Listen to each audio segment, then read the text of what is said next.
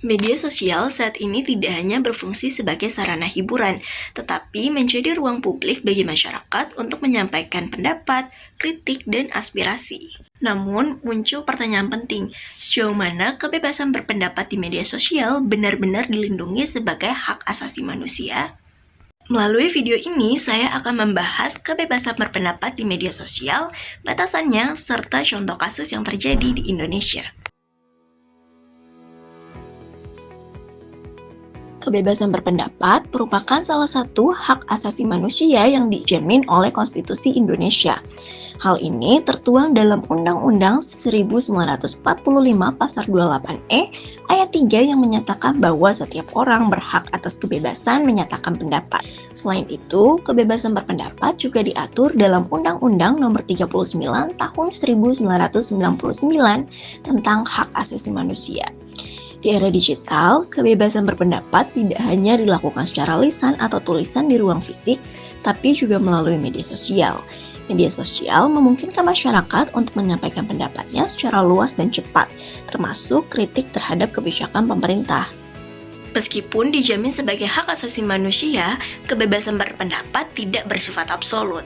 Artinya, kebebasan ini tetap memiliki batasan agar tidak melanggar hak orang lain dan ketertiban umum. Di Indonesia, pembatasan kebebasan berpendapat di ruang digital diatur melalui Undang-Undang Informasi dan Transaksi Elektronik atau UU ITE. Undang ini mengatur konten elektronik yang dianggap melanggar hukum, seperti ujaran kebencian, pencemaran nama baik, dan penghasutan.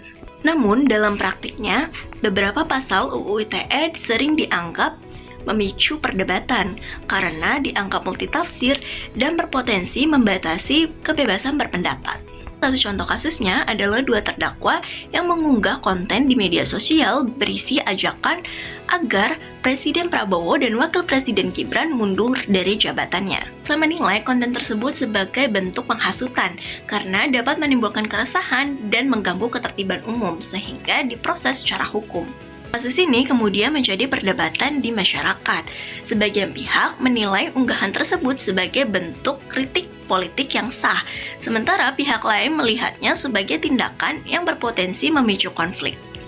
Dari perspektif hak asasi manusia, kasus ini menunjukkan adanya tarik-menarik antara kebebasan berpendapat dan kewenangan negara dalam menjaga stabilitas serta ketertiban umum.